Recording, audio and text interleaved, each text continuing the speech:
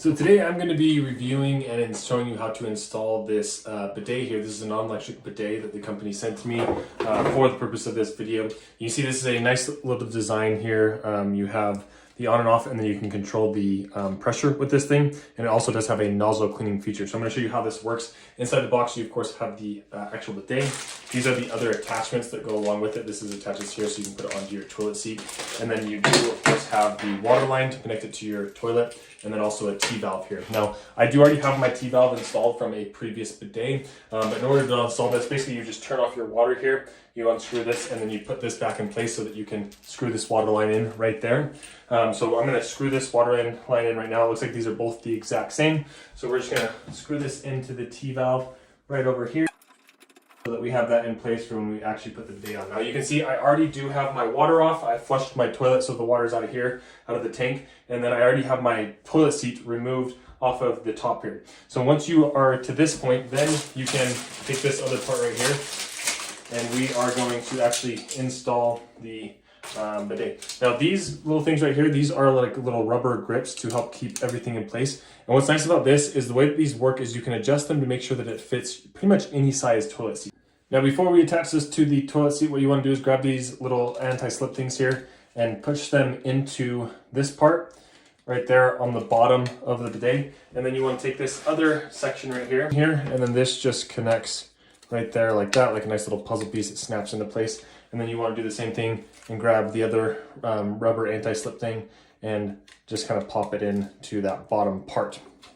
Then we're going to grab these little cups here that allow us to adjust the size of it, or adjust to make sure it fits on your toilet. Do that into a nice place where you want that to be. Now you want the bidet to be as center with the toilet as possible, so that this allows you to move it to the left or the right as you need. And then you can hold that right in place from here. And once you have that set in the right place, you can grab your current toilet seat, so the toilet seat that you already have, grab the screws that come with that, and then insert them into here just like that. From there, you want to just kind of adjust this a little bit to make sure that everything is looking okay. Make sure you lift up the toilet seat, make sure that bidet is still in the center there.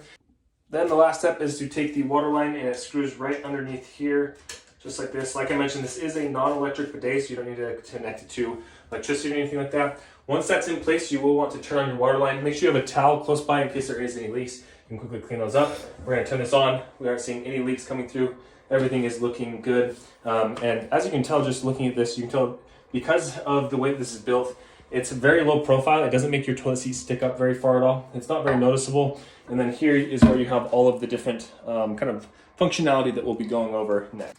Okay, and I have this little bucket to help demonstrate here, but you can see you do have the two different sprays. So one side you have the bum spray, one you have the feminine, and then here right in the center you have the nozzle clean. So when you want to use one of the functions, let's say we want to use the nozzle clean will basically shoot water just down to do exactly what it says, where to keep the nozzle clean there, because then as you use this, you will get stuff going through. So as you push this down, you can see water will flow through it. And then with the nozzle clean, it will just spray water down underneath here.